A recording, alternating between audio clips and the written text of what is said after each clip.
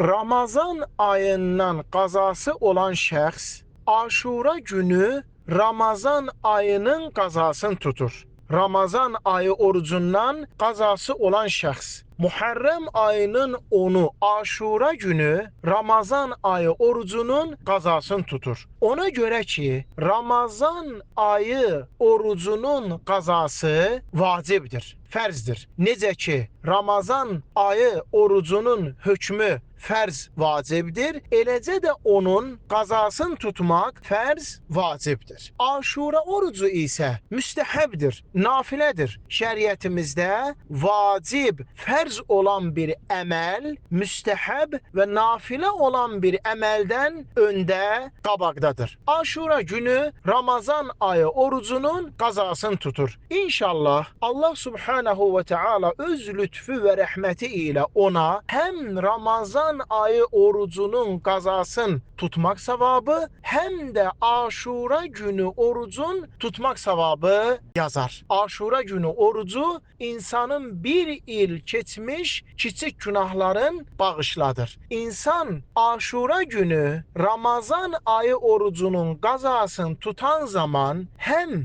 Ramazan ayı orucunun qazasını ödəmiş, üzərindəki məsuliyyət qalxmış olur, həm də Aşura günü oruç tutmağın savab və mükafatını götürür Allah Taala'nın lütfü, onun fəziləti ilə.